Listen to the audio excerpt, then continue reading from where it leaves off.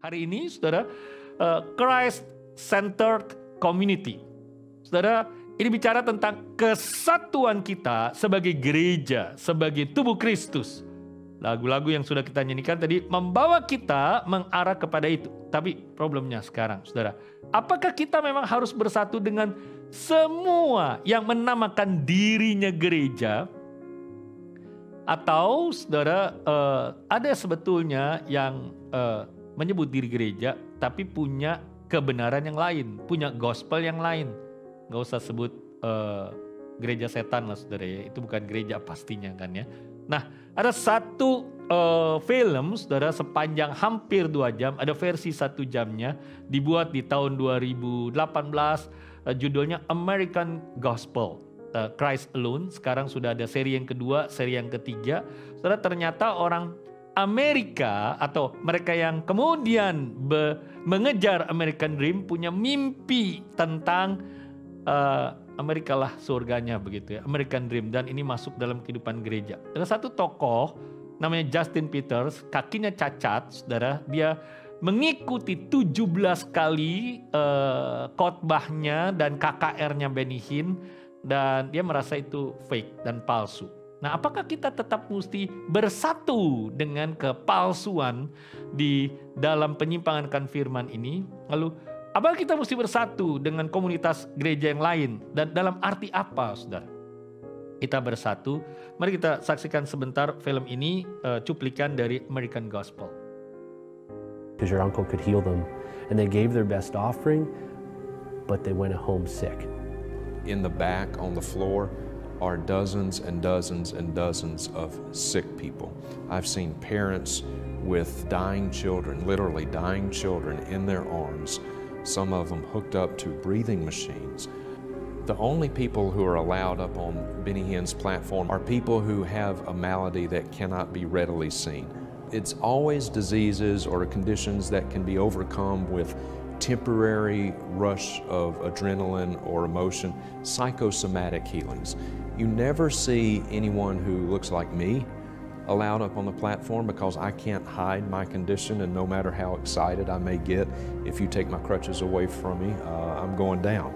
It's hard to sleep at night when you see wheelchair-bound women holding their children, and your family promises them health and hope, and you can't give it to them. But you take their offering and you go live large off it. That's hard. It's not difficult to stand up for truth. It's hard to live a lie.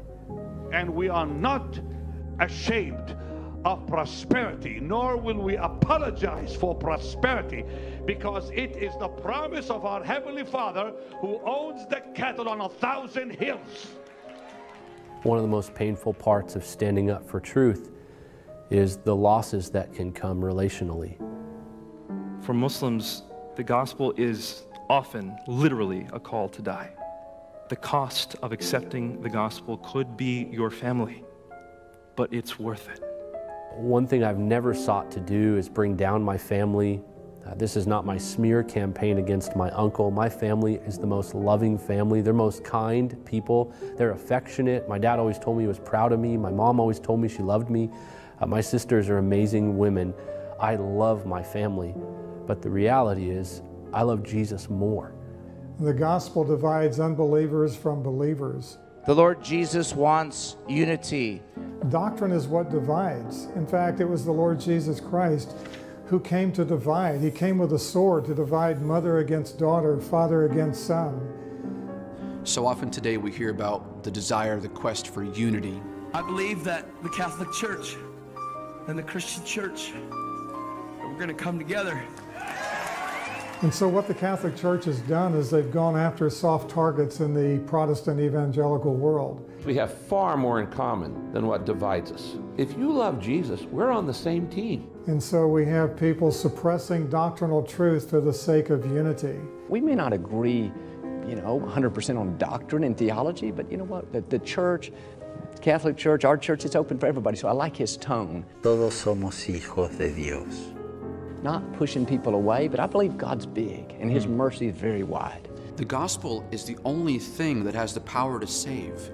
If we get the gospel wrong, we get Christianity wrong. Catholics, evangelicals, we're all brothers and sisters in Christ. Saudara, bagaimana kalau begitu mewujudkan kesatuan? Mari kita lihat terlebih dahulu Yohanes 17 ayat 20 sampai dengan 23.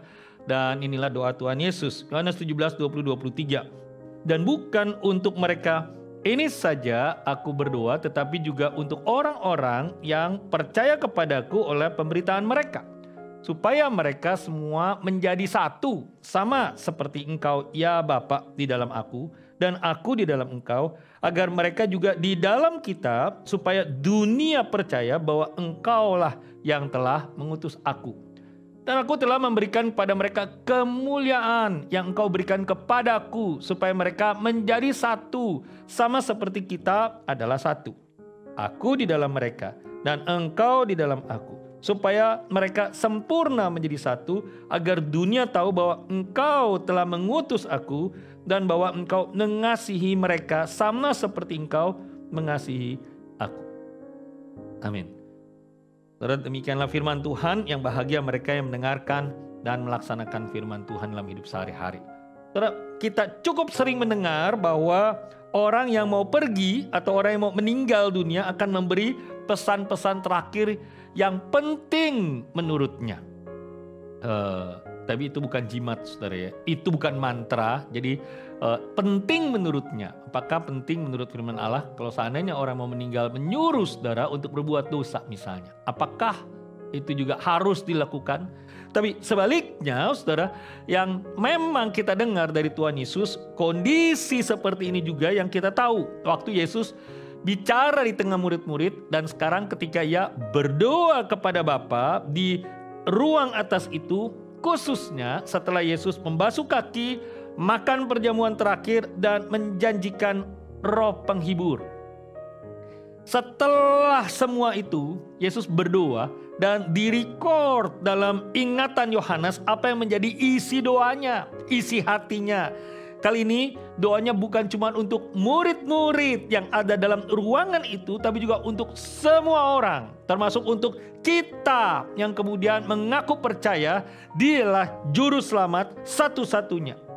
Nanti kalau saudara lanjutkan baca sampai dengan ayat 26, kita melihat bahwa doanya ini untuk kita juga, dan berarti daya jangkau doanya sampai kepada hidup kita saat ini. Secara literally, secara letterleh dalam orang Belanda saudara menyebutnya, Tuhan Yesus berdoa supaya kita menjadi satu. Ayat 23 tadi, supaya mereka sempurna menjadi satu. Dengan kata lain, in complete unity. Kalau begitu, pertanyaannya sekarang, apakah doa Yesus itu dijawab oleh Bapa sekarang ini?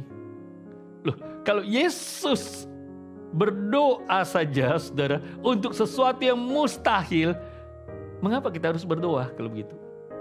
Dalam hal apa doa Yesus itu dijawab? Nanti saudara kita akan melihat. Tapi paling tidak waktu kita melihat uraian Yohanes 17 ayat 20-23 ini, kita akan menemukan tiga hal ini. Yang pertama, apa itu sempurna menjadi satu? Apakah artinya tadi seperti dalam film kita lihat seluruh denominasi regardless alirannya harus bersatu, yang penting mengalami kasihnya Bapa dan mereka semua disebut sebagai anak-anak Allah. Lalu kalau kita sudah mendapatkan pengertiannya, bagaimana mewujudkan incomplete unity? Dan saudara, ini sesuatu yang penting. Mengapa menjadi satu? Mengapa sempurna menjadi satu itu penting?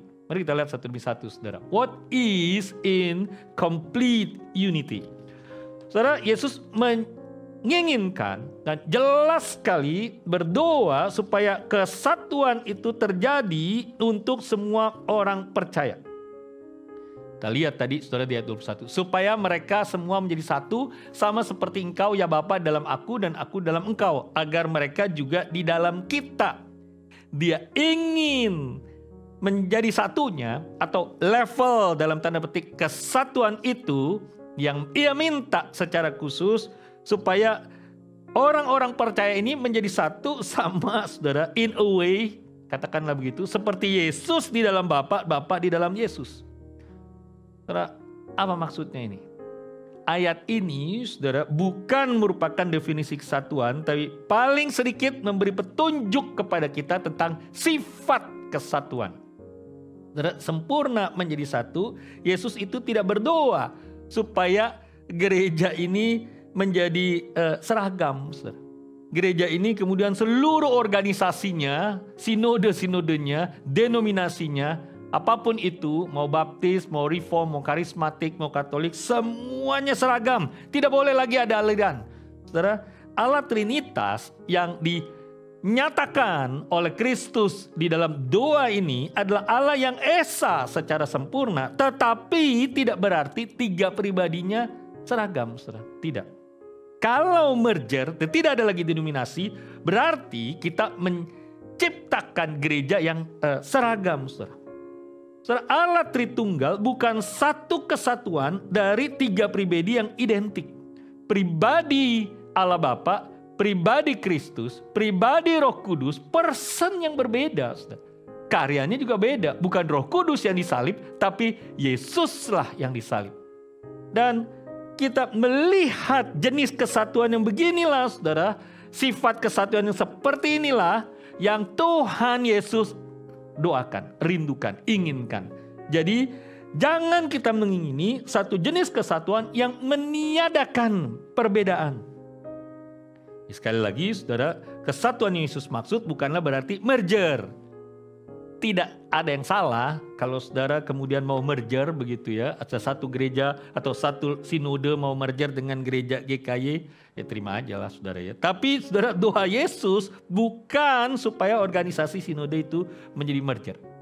Yang kedua saudara, secara praktis artinya apa kalau begitu?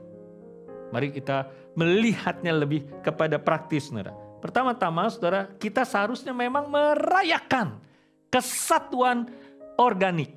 Kalau organisasi boleh berbeda, kalau sinode boleh berbeda, kalau denominasi boleh berbeda, tapi secara organik kita satu kesatuan sebagai gereja yang Itu yang kita ucapkan dalam pengakuan iman rasuli, bukan? Gereja yang Aku percaya kepada Roh Kudus, gereja yang kudus dan bahasa perjanjian lama bahasa terjemahan lama, gereja yang kudus dan katolik. Tapi supaya nanti kita tidak confuse dengan gereja Roma Katolik, maka kemudian saudara, kata Katolik itu diganti dalam penerjemahan bahasa Indonesianya menjadi gereja yang kudus dan Maksudnya gereja yang menjadi satu. Ku tak pandang dari gereja mana. Secara organik kita memiliki dan menikmati kesatuan itu. Dalam arti apa? Kita bisa berdoa bersama karena kita berdoa dalam nama atau dalam pribadi yang sama dalam Kristus. Kita melakukan penginjilan bersama, kita merayakan dengan mengadakan konferensi bersama, kita mendorong, kita mendoakan satu dengan yang lain, organisasi gereja yang lain. Itu yang 2 minggu lalu saya mengajak kita atau Dallas Willard mengingatkan kita untuk melayani dengan cara mendoakan juga kesuksesan, keberhasilan dalam tanda petik gereja yang lain, memuji Tuhan untuk kesatuan yang kita miliki dalam Kristus. Secara praktis artinya adalah ini, sempurna menjadi satu. Yang kedua, saudara, secara praktis kita yang mengusahakan atau menjaga kesatuan itu. Karena apa, saudara? Karena terlalu banyak yang dipertaruhkan kalau orang Kristen gagal mengupayakan kesatuan ini. Kenapa? Karena tujuan kesatuan itu bukanlah supaya kita rasanya damai, sama-sama Kristen kok berantem. Bukan itu, saudara. Tujuan kesatuan itu bukan supaya kita rasanya akrab. Tujuan kesatuan itu yang Tuhan ungkapkan adalah supaya pekerjaan Injil, so the progress of the gospel, atau supaya dunia percaya bahwa inilah Injil itu. Bapaklah yang mengutus aku. Di luar gospel itu, di luar Injil itu, di luar dari kabar baik tentang Kristus, bahwa Bapa yang mengutus Kristus itu, saudara, berarti kita harus pertimbangkan.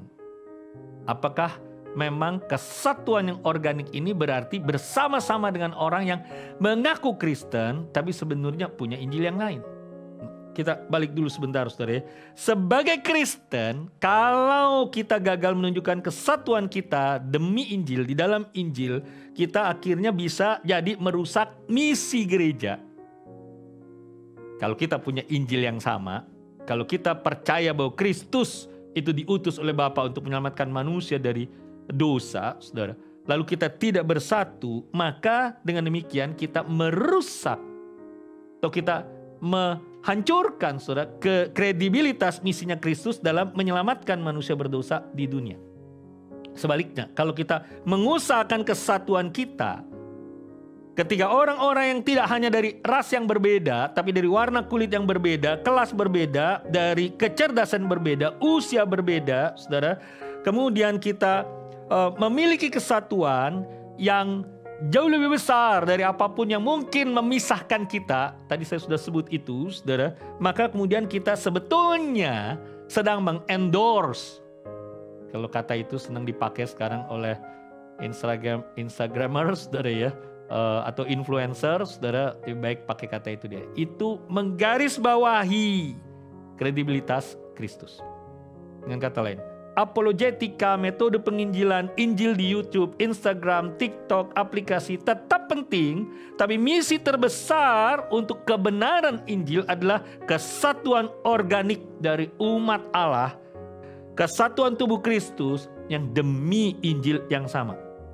Oleh karena itu tanggung jawab kita dan harus menjadi sukacita kita juga untuk melakukan segala upaya, mengusahakan, menjaga kesatuan ini dengan orang-orang Kristen yang sejati, baik di gereja lokal kita sendiri, antar gereja lokal, dan lintas denominasi.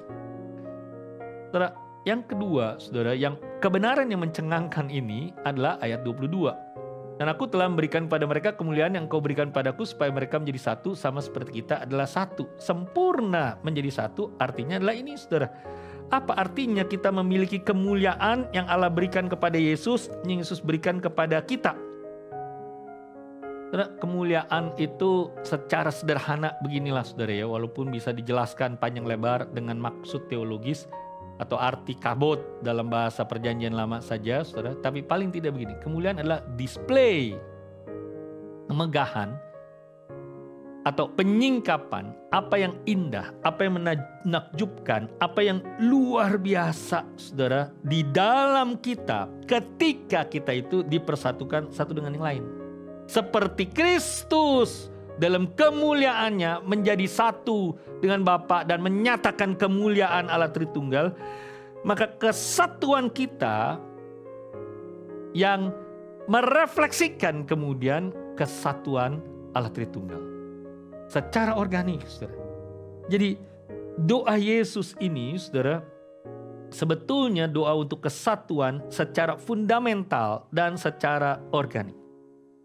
Dan menurut saya pada dasarnya dijawab oleh Bapa. Kenapa, saudara? Karena saudara, percayakah Tim Keller berkata begini, saudara, kekristenan adalah organisasi atau lembaga atau institusi pertama di dunia yang didirikan kemudian menampung seluruh perbedaan. Mau orang Yunani, mau orang Yahudi, mau orang yang disebut Skit atau barbar. Barbar itu nggak punya budaya, anggaplah begitu, saudara ya. Skit itu nggak punya manner, katakanlah begitu, saudara. Atau menyatukan tuan dengan budak, entah itu Filemon atau Onesimus. Saudara pernah kebayangkan, saudara duduk satu meja makan bersama dengan helper, dengan pembantu rumah tangga misalnya.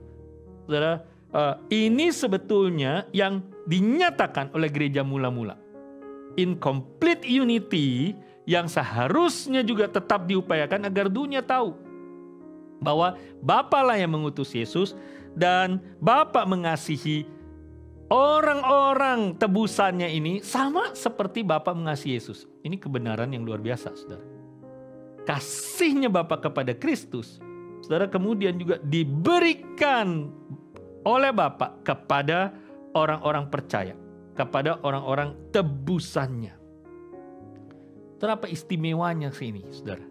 Menjadi Kristen itu apa istimewanya, saudara? Sehingga kemudian kita merasa satu.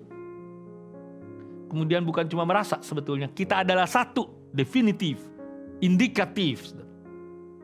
Mungkin begini menjelaskannya secara mudah, saudara ya. Waktu saya di Amerika, saudara, sedang studi waktu kami pergi sekolah teologi atau seminari yang saya pergi, saudara, tidak banyak orang Indonesia, tidak banyak. Sesudah kami pergi, sudah saya lulus, kemudian makin banyak orang Indonesia yang kuliah di Wheaton College. Jadi karena tidak ada, saudara, kami bergaulnya ya dengan orang-orang yang non-Asian, dengan quote-in-quote yang kita sebut sebagai white people atau even black people. Saya punya sahabat-sahabat, saudara, yang asal dari Nigeria, dari Kenya, saudara. Betul-betul sahabat. Makan soto Betawi di rumah kami, makan soto ayam di rumah kami, mengundang juga bule makan di rumah kami, saudara. Profesor makan di rumah kami, dan seterusnya. Jadi pada waktu kemudian, di tahun kedua saya kuliah, menemukan orang Indonesia di kampus, aduh rasanya seneng banget, saudara. Apalagi entar kemudian, saudara ya, lewat Facebook, semua baru tahu bahwa itu keponakannya sendiri yang sudah lama tinggal di Amerika, saudara ya, sejak umur 8 tahun, saudara. Udah tambah senang lagi, saudara. Tapi ada beda nih, saudara, rasanya. Saya tidak tahu apa yang saudara rasakan ketika saudara ada di Singapura, lalu ketemu dengan turis asal Indonesia. Kalau bisa nih ya, jangan ketahuan deh saya orang Indonesia, begitu ya, di MRT ini. Apakah saudara merasa begitu? Sehingga kemudian kita nggak usah ngomong bahasa Indonesia deh kalau ketemu sama turis Indonesia di bus atau di MRT. Saudara, saya kasih contoh yang lain deh ya, saudara ya. Orang-orang, para pengungsi Ukraina, saudara jangan pikir Ukraina itu satu suku. Ukraina itu satu suku. Tidak, saudara. Mereka berbagai macam etnik. Lalu ketika mereka mengungsi dari berbagai daerah, dari berbagai etnik ini, mereka mengungsi di satu tempat, karena mereka tidak merasa lagi perbedaan suku. Mereka tidak merasa lagi perbedaan etnik, walaupun logatnya berbeda. Satu saat wartawan bertanya, kenapa sekarang, dulu waktu sebelum perang, kalian juga ribut sebenarnya antar suku. Tapi sesudah perang, kok kalian menyatu di tempat pengungsian? Saudara, satu orang Ukraina yang diwawancara, saudara berkata begini, because we have already lived and death together. Kita udah melalui hidup dan mati bersama, mengalami kematian, experience orang yang mati, rasa hampir mati, dan seterusnya. Saudara. Jadi menyatu karena ada new identity. Bukankah demikian kita juga di dalam Kristus? Karena kita punya identitas yang baru, bukan cuma agamanya berubah jadi Kristen, tapi kita sama-sama orang yang berdosa, our sinfulness and our lostness, kita keterhilangan kita dalam Kristus, maka kita dalam satu kesatuan. Dalam pengertian yang sama ini bahwa kita sama-sama hanyalah orang yang dikasihi dan ditebus oleh Kristus saja. Ini yang mengubah identitas kita dan kita bersatu, saudara. Jadi doa Kristus dijawab dan Tuhan dimuliakan. Inilah gereja, saudara. Saya tidak menyalahkan gereja suku misalnya, saudara, atau visi gereja berdasarkan sejarahnya, saudara. Tapi, saudara, sekali lagi bahwa gereja secara fundamental, secara organik, melihat apa yang dikerjakan Kristus memang menyatakan kemuliaan Allah lewat kesatuannya. Tidak memandang, saudara, warna kulit, kelas dalam ekonomi atau sosial, dan seterusnya. Nah sekarang, bagaimanakah kita mewujudkan, mengupayakan kesatuan Kristen ini, tubuh Kristus ini, gereja ini, hingga memuliakan Allah seperti yang didoakan oleh Kristus, dan bagaimanakah itu menjadi kesaksian Injil? Yang pertama-tama, saudara, satu dalam sharing possession. Kisah Rasul 2, 41-47. Saya sudah sampaikan ini di khotbah yang minggu pertama tentang, saudara, bagaimanakah Barnabas waktu itu menjual propertinya. Jadi karena karya Roh Kudus, lalu kemudian orang-orang percaya itu merasakan kesatuan dan Barnabas menjadi contoh.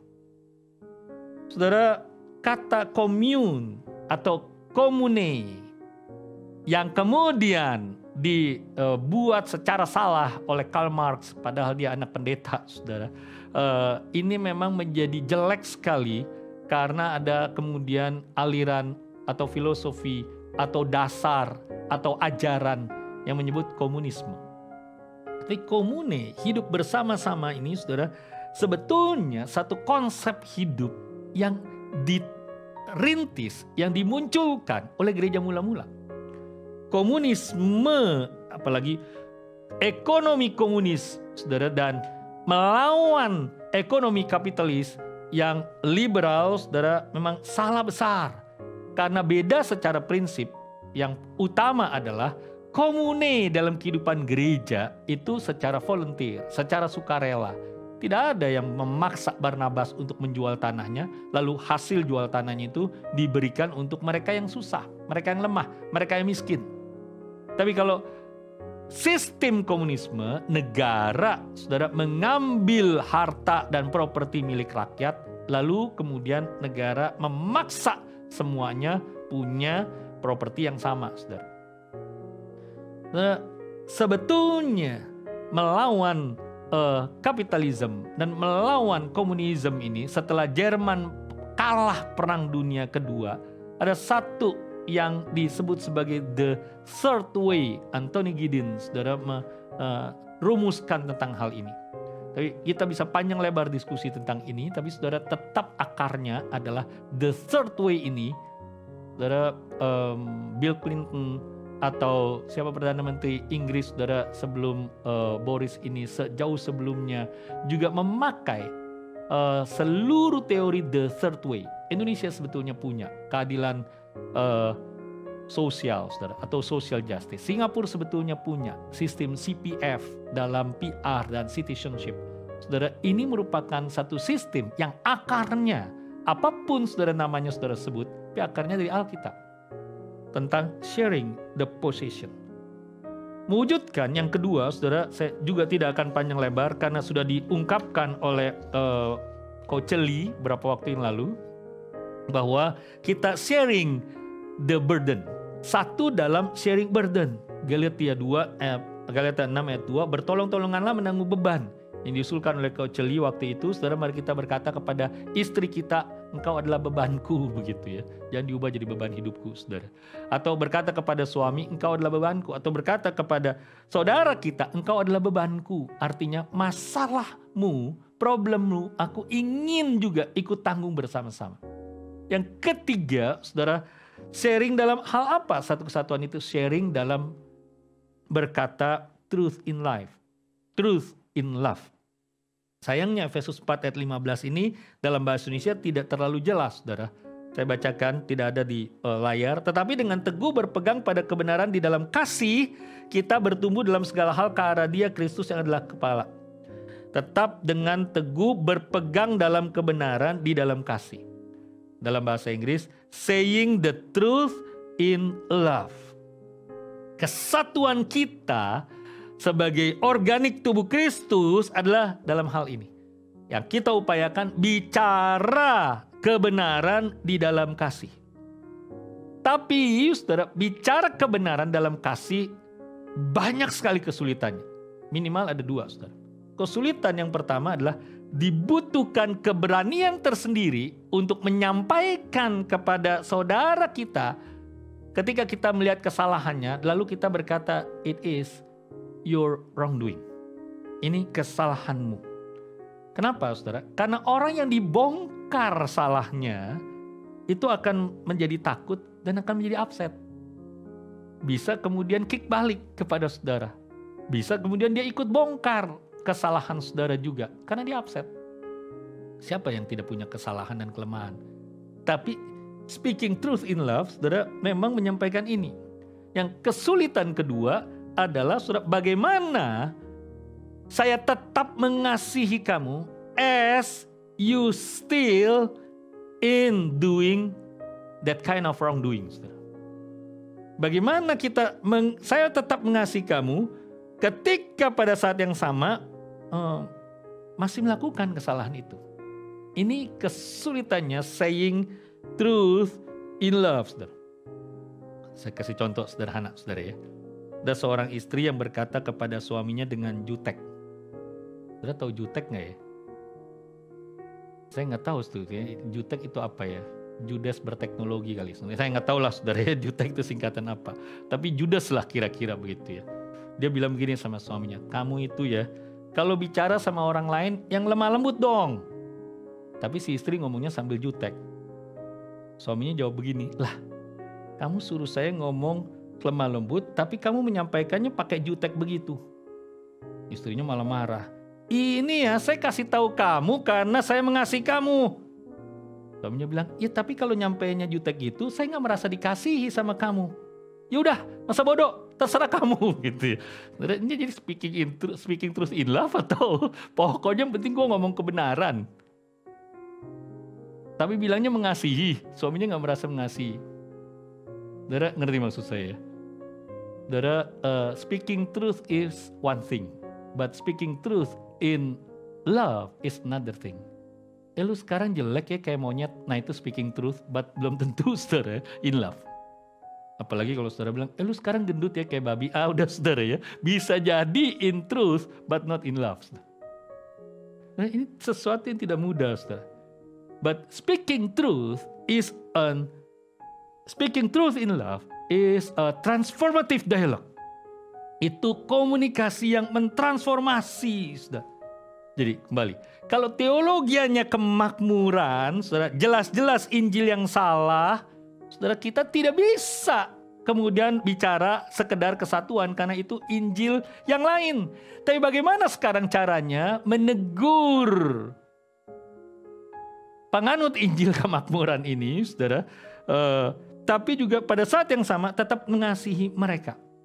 Sekali lagi, bukan sesuatu yang mudah, tapi bagaimana kita mengupayakannya dalam hubungan dengan saudara, dalam hubungan suami istri, bagaimana kita juga melaluinya dalam hubungan antar gereja. Yang keempat, saudara, satu dalam sharing valor. Singapura ini dengan sistem meritokrasi nampaknya sulit, saudara, kalau kemudian orang yang gagal itu tetap bisa diikut sertakan. Dalam sistem meritokrasi, kalau orang fail, maka disingkirkan, saudara. Ya sudah, nggak lagi ambil bagian, saudara. Coba saudara pikir, mengapa bukan Mr. Ong Ye Kang yang menjadi Deputy PM, tapi Mr. Lawrence Wong sebagai pengganti Mr. Lee misalnya. Padahal Mr. Ong sudah on the track waktu itu.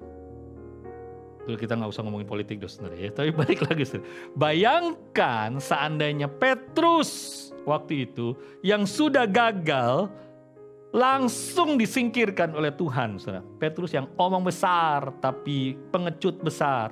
Petrus yang kelihatannya rohani tapi berkhianat pada sahabat dan mentornya dan gurunya sendiri pada waktu itu. Saudara, kalau seandainya Petrus langsung disingkirkan, saudara, tidak ada khotbah di Serambi Salomo, tidak ada khotbah di saat Pentakosta. Atau Paulus katakanlah saudara, yang jelas-jelas waktu masih Saulus identitasnya ikut setuju dalam penganiayaan, penangkapan, pembunuhan orang Kristen. Yang Tuhan janjikan kepada mereka bahwa mereka menjadi pemimpin kekristenan dunia. Saudara, saudara, ini keunikan, ini kelebihan, ini yang kita miliki sebagai Kristen, saudara. Kesatuan dalam sharing the failure. Siapa yang tidak pernah gagal, saudara? Saudara, we don't expel failure. We reconcile, we heal each other. Itulah yang membuat kita bersatu, saudara. Nah sekarang, semua mesti satu kesatuan. Saudara, mengapa itu begitu penting? Semua regardless, tadi kita sudah lalui bahwa apapun organisasi, sinode, denominasi, ras, warna kulit, saudara, paling tidak kita mengupayakan kalau kita sama-sama dalam Injil yang sama, kita sharing in possession, kita sharing salib kita, burden kita, masalah kita, problem kita, kita telling the transforming truth, kita reconcile with people who failure. Nah, mengapa ini penting? Why is it so important? Saudara, ini klaimnya kekristenan. Coba bayangkan ya, kalau seandainya orang Kristen ini cuma mengklaim begini, lalu tidak ada yang namanya kesatuan sebagai tubuh Kristus, sebagai orang-orang yang ditebus oleh Kristus. Saudara, pernah pikir gak sih, saudara? Jesus is the Son of God. Yesus adalah anak Allah. Kalau orang di luar Kristen mikirnya apa? Nih crazy thinker nih. Bagaimana Allah punya anak? Yesus adalah Allah yang jadi manusia. Pencipta jadi manusia. Yesus mati di salib untuk dosa manusia. Yang benar aja. Emangnya ada yang model kayak begitu? Yesus bangkit dari kematian. Ini film baru kayaknya nih ya. Bisa muncul lagi habis mati. Gitu. Ini imajinasi baru. Saudara, Jesus, ini kalimat saudara ya, satu rekan bilang ini, jika tidak wujudkan kesatuan dan jadi kesaksian, maka Christianity will look ugly. Kenapa saudara? Klaim-klaimnya itu loh. Nah, bagaimana mengabarkan Injil kepada orang luar dengan semua klaim ini, semua klaim di atas ini, saudara? Tanpa kemudian kita melihat kesatuan gereja yang menampung apapun identitas saudara, apapun warna kulit, apapun intelektual saudara, apapun kelas sosial saudara di dalam gereja, maka kemudian orang luar bisa melihat, oh ini yang membuat Kristen berbeda. Dan ini memuliakan Allah, saudara. Saudara, jadi mengapa kesatuan itu begitu penting? Karena ini mendorong, ini mengendorse, ini meng-highlight, ini kemudian menyatakan saudara tentang siapa Allah Bapa dan Allah Anak, Allah Roh Kudus dalam Tritunggal, kesatuan seperti apa saudara yang menjadi sifat orang Kristen seharusnya. Dan ini juga menyatakan kemuliaan Allah yang sebagai Bapa menampung regardless apapun warna kulit saudara, apapun usia saudara, jenis kelamin saudara, siapapun saudara. Kenapa saudara? Karena saudara, kita ini sama-sama orang yang ditebus oleh Kristus saja saudara. Saudara, penghalang untuk mewujudkan kesatuan the Christ-centered community adalah ini sesungguhnya, our self-righteousness. Kalau kita merasa benar, kamu yang mesti lemah lembut, saya udah lemah lembut, begitu ya saudara, tapi jutek. Itu kan urusan saya, misalnya saudara ya. Saudara, bagaimana kita menerima suami, bagaimana kita menerima istri yang punya banyak kelemahan, yang punya kegagalan. Bagaimana kita menerima saudara, bagaimana kita menerima sesama Kristen yang punya begitu banyak dark side dalam kehidupannya. Saudara, kita menerimanya bukan berdasarkan kemampuan kita untuk menerima. Saudara. Kita menerima orang lain, saudara, berdasarkan bukan karena kemampuan kita untuk menerima apa adanya dia, tapi berdasarkan apa yang telah Kristus kerjakan di dalam diri saya, dan apa yang telah Kristus kerjakan juga di dalam dirinya. Wong saya ini tidak punya self-righteousness, saya diampuni saja bisa seperti ini. Lah dia juga sama. Kalau kita sama-sama sadar siapa kita, diri kita, maka kita bisa bersatu saudara bersama. Dan itulah Injil saudara yang membuat kita bersatu. Yang terakhir saudara ya, saya mau kasih contoh ini saudara. Bagaimana caranya meriksa self-righteousness-nya kita itu masih ada atau tidak di dalam diri kita. Kita merasa diri benar sendiri masih ada atau tidak saudara ya. Nah ini kalau menolong sekali, kita tidak mudah gosip, kita tidak mudah menceritakan kesalahan orang lain. Kalau kita sadar kita ini orang yang berdosa diampuni saja. Tahun 97-98 itu berarti saya sudah lulus dari kampus tahun 95, dari seminari saudara tahun 95. Saya ingat tahun 95 itu saya pergi ke dokter gigi saudara. Sebelum saya lulus di Batu Malang. Lalu waktu ke dokter gigi saya diberitahu bahwa ini ada gigi yang bolong. Saya pertama-tama ditambal sementara, lalu minggu depan datang lagi untuk tambal yang lebih permanen. Sudah 3 tahun berikutnya tidak pernah ada masalah di gigi saya. Tapi ketika tahun 97, satu saat saudara, satu malam gigi saya sakitnya luar biasa. Saya belum pernah, memang betul lah kalau begitu lagu penyanyi dangdut itu ya, lebih baik sakit hati daripada sakit gigi kali saudara ya. Karena sakit gigi itu sakitnya luar biasa. Saya tidak tidur sepanjang malam. Lalu besoknya baru saya ke dokter gigi.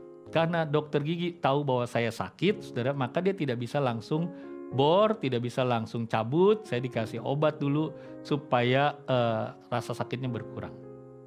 Lalu saudara, sementara rasa sakit berkurang, maka dokter minta saya X-ray.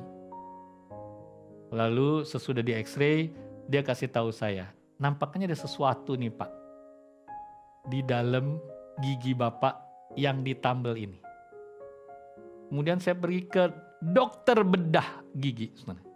Saudara tahu apa yang ada, saudara? Setelah X-ray baru tahu, saudara ya. Ternyata kapas yang 3 tahun lalu itu tertinggal di dalam gigi yang lobang, saudara. Walaupun kecil sekali kapasnya, lalu ditutup dengan tambelan gigi yang dari timah lah atau apa begitu, saudara ya. Saya heran ya, 3 tahun kok nggak berasa. Itu abses, saudara. Akhirnya dokter bilang, cabut aja ya Pak giginya ya. Saya udah pasrah, terserah dok gitu, mau diapain saudara. Tapi kemudian dokter bilang ini, jangan, sayang sih Pak, akarnya masih bagus. Jadi kita bongkar saja, lalu kita tambal. Tapi jangan lagi ketinggalan kapasnya di dalam dok. Saya bilang, ya pasti tidak lah begitu ya. Saudara, itu dosa bisa begitu. Tersimpan saudara, kalau tidak di X-ray, kita rasa aman-aman aja. Kita rasa self-righteousness, saudara ya. Dan kemudian kita merasa sehat kerohanian. Tidak, saudara. Firman Tuhan tiap kali, mengapa kita doa minta Roh Kudus pimpin, itu seperti X-ray yang menyoroti apa yang tersimpan di dalam. Dan kalau kita tetap simpan, saudara, itu menghalangi kesatuan kita dengan sesama tubuh Kristus yang lain, termasuk suami dan istri, menghalangi Injil, menghalangi kemuliaan Allah dinyatakan. Saya merinding berkata tentang itu ya saudara.